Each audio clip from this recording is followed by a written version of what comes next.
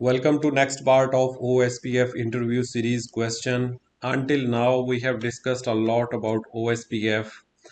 We have discussed in the last episode, in the last part, that how E1, E2 routes are generated in an OSPF domain, that whenever an external route is imported, is redistributed into OSPF domain, then it appears as E2. And whenever a route is redistributed through special areas like stub, not so stub areas, then it appears as N2 and other types of routes. So let's see what other questions interviewer might ask us. So the question is, what is the default route type for NSSA external routes? Okay, what is the default type? That whenever we import an external route into an NSSA type, so how does it appear? The answer is here already. So it appears as N2 type, similar to E2. Whenever an external route is redistributed into a normal area, then it appears as E2 routes like this. And when it is redistributed into NSSA area, not so stubby area, it's a special type of area, then it appears as N2 type of route.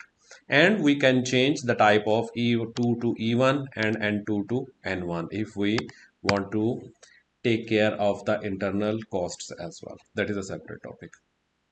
Next question. Can we have both E1, E2 and N1, N2 routes in the same OSPF domain?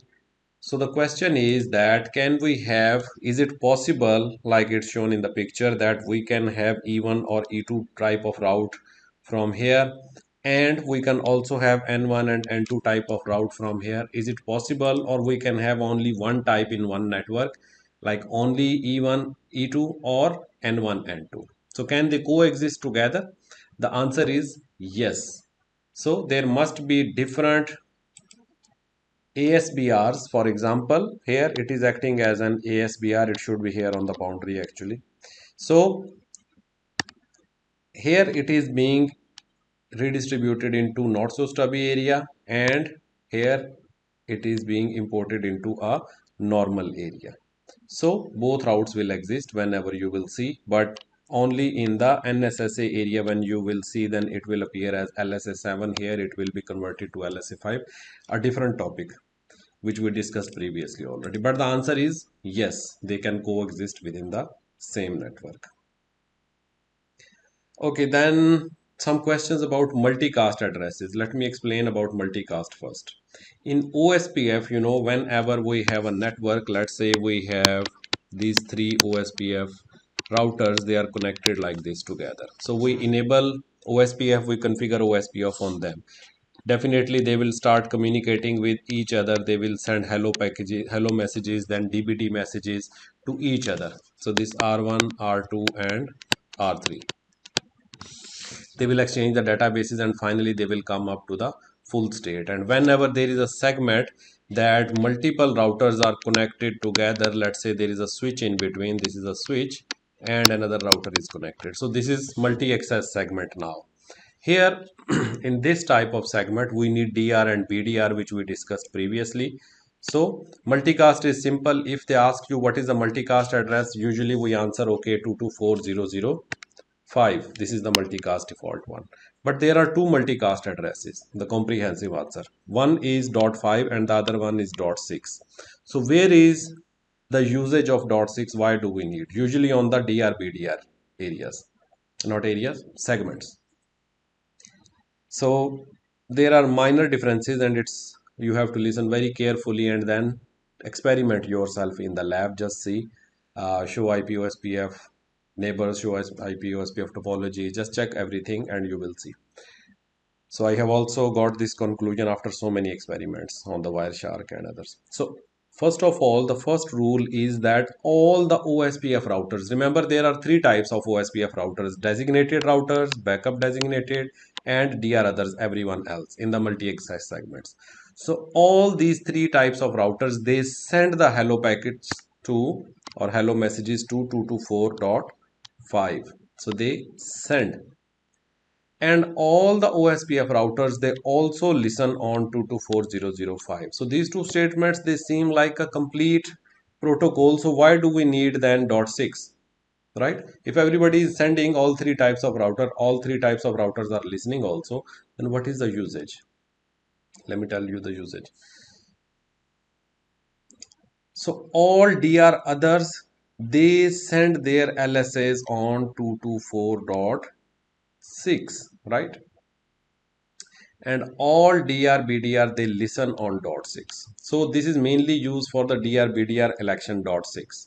So dot 6 is a special type which is related to DR BDR. You can see here the main purpose actually. So all the DR BDR they listen on dot 6, and all the DR others other than these ones, so they send their LSAs on dot 6. How does this make the difference actually? So this is just like you can think about a radio station. When you are driving your car, you tune your FM. Sometime you tune to 106 megahertz, right? Sometime you tune FM 90 in some countries, different FM in different countries. So this is like a radio. Whenever you configure OSPF, then it uses multicast by default. So multicast means that if you send a message, let's say there are different nodes in here, right? So this one, they are connected like this. So if we send a message, a multicast message, which is intended only for the black routers, this black color. So if a message is sent, definitely it will not be delivered in here, it will bypass maybe. So it will only be delivered to here and here, because they are listening, they have tuned their radio to, let's say this message is 90 megahertz or whatever, 90, let's say a number. So only those receivers will listen who have tuned their station, their antennas for 90.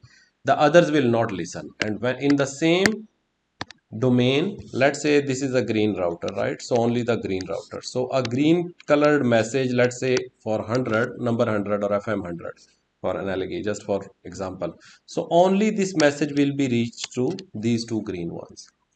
So that's why we have this whole mechanism, and why we use it to save the LSA type, because I already explained in DRBDR section why we need it. Otherwise, if one of them will send, let's say there are 100 routers, all 100 will be listening. So it, and all 100 will be replying to the broadcasts.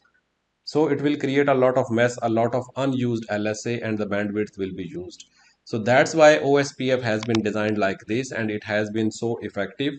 It is liked by network designers so much, they choose OSPF always.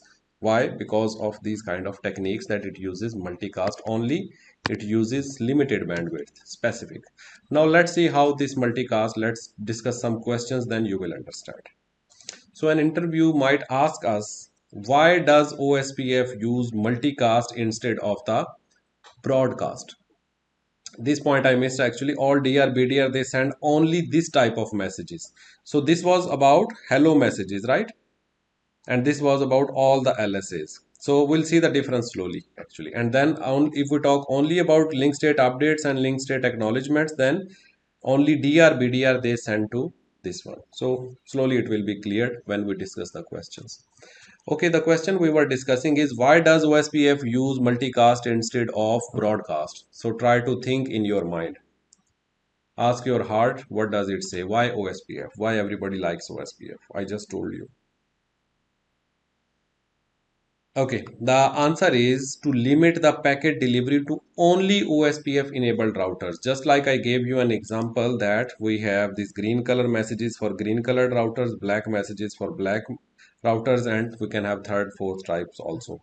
So it will be delivered only to the intended ones, only who need it, not to everyone. Just like if we have a Zoom session, whether you want to listen to me or not, if I am speaking, you have to listen, you are bound.